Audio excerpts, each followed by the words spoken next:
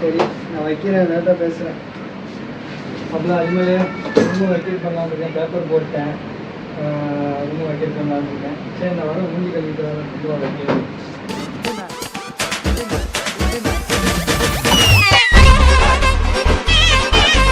கீழ் பெட்டு எனக்கு.